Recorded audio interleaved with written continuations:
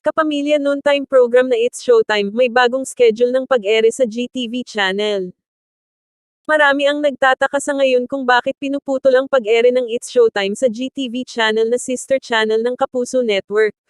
Sa mga hindi nakakaalam at nagtataka, mula 12 PM hanggang 2 PM lang ang It's Showtime tuwing Martes, Miyerkules at Biyernes sa GTV para magbigay daan sa NCAA Season 99 simula September 26 hanggang December 1, 2023. Tuwing Lunes, Huwebes at Sabado naman ay mapapanood ng kompleto ang It's Showtime sa GTV mula 12 noon hanggang 3 PM.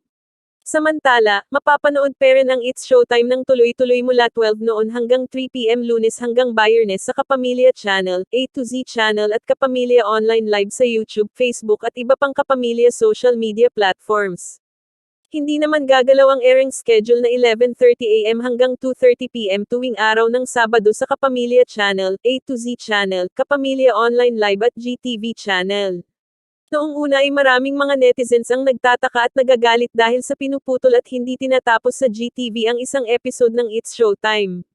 Pero sa ngayon ay naintindihan na ito ng mga supporter ng It's Showtime dahil hindi naman pinapabayaan ng GMA ang Kapamilya Noontime Show.